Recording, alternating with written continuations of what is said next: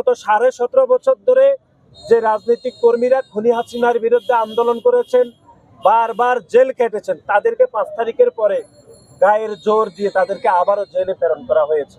আমরা এটি তীব্র নিন্দা জানাচ্ছি। পরিশেষে আসিফ মাহমুদকে গণতান্ত্রিক রাজনীতি প্র্যাকটিস করার আমরা উদাত্ত আহ্বান জানাচ্ছি এবং এই মাফিয়া তন্ত্র ছেড়ে তাকে মুরাদনগরের মাটি এবং মানুষের সাথে কথা বলার আমরা উদাত্ত আহ্বান জানাচ্ছি।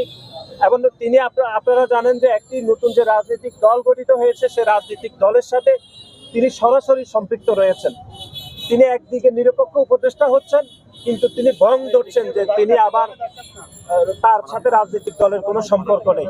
আমরা এটিরও তীব্র নিন্দা জানাচ্ছি এবং অনতিবিলম্বে গণপ্রজাতন্ত্রী বাংলাদেশ সরকারের প্রধান উপদেষ্টা প্রফেসর মোহাম্মদ ইউনূস সাহেবকে আমরা অনুরোধ করব যে আপনি যদি আসিফ মাহমুদকে আপনার ক্যাবিনেটে রাখেন, তাহলে আপনার সরকারের নিরপেক্ষতা ব্যাপকভাবে প্রশ্নবিদ্ধ হবে।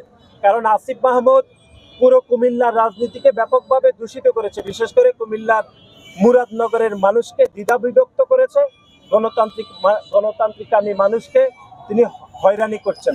আমরা এটির তীব্র নিন্দা জানাচ্ছি।